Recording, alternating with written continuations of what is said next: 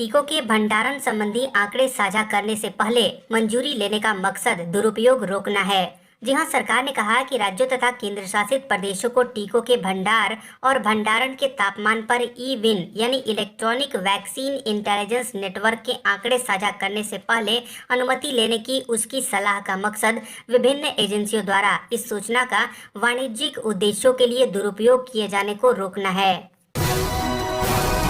चंदा प्राप्त करने में फिर अव्वल रही भाजपा। 2019-20 में मिले इतने अरब रुपए। जी हां, भारतीय जनता पार्टी 2014 से केंद्र की सत्ता में काबिज है। इस दौरान पार्टी को कॉरपोरेट और निजी रूप से सबसे ज्यादा चंदा दिया गया है। चुनाव आयोग यानी इलेक्शन कमीशन को सौंपी गई अपनी रिपोर्ट में पार्टी ने कहा है कि वर्ष 2019-20 में भाजपा को कंपनियों और व्यक्तियों से तकरीबन 750 करोड़ रुपए का चंदा प्राप्त हुआ है। यह कांग्रेस पार्टी को मिले 139 करोड़ रुपए से तकरीबन 5 गुना अधिक है।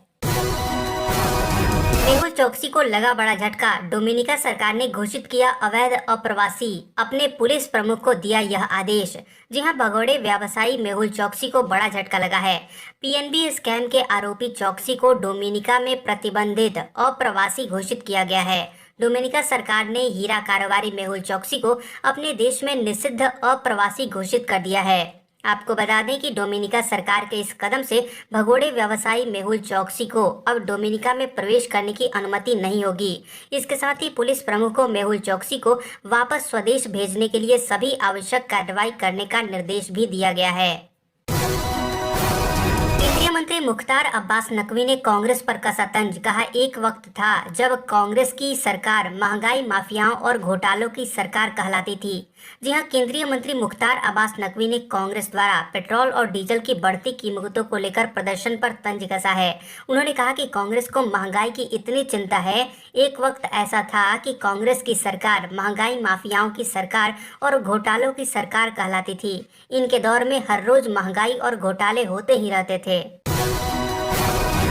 बीजेपी ने कहा, कर्नाटक में बीएस येदियुरप्पा मुख्यमंत्री हैं और रहेंगे। उनके इस्तीफे के बारे में कोई चर्चा नहीं। जी हां, बीजेपी के राष्ट्रीय महासचिव और कर्नाटक बीजेपी प्रभारी अरुण सिंह ने कहा कि कर्नाटक में बीएस येदियुरप्पा मुख्यमंत्री हैं और आगे भी रहेंगे। वे अच्छा काम कर रहे हैं। केंद्र के नेतृत्व पर प्रदेश के नेतृत्व का पूरा भरोसा है। वे उनसे मार्गदर्शन लेते हैं। येदियुरप्पा ने कुछ गलत नहीं बोला और उनके इस्तीफे के बारे में कोई चर्चा नहीं है। जेपी नड्डा ने कहा, ऑक्सीजन की कमी हुई थी लेकिन एक सप्ताह में प्रधानमंत्री ने इसे दूर किया। जी हां, भाजपा अध्यक्ष जेपी नड्डा ने दावा किया कि कोविड-19 महामारी की दूसरी लहर के दौरान जब देश में ऑक्सीजन की कमी के मामले सामने आने लगे थे, तब प्रधानमंत्री नरेंद्र मोदी ने एक ही सप्ताह के भीतर इस समस्या को दूर किया और लोगों तक ऑक्सीजन पहुंचाया।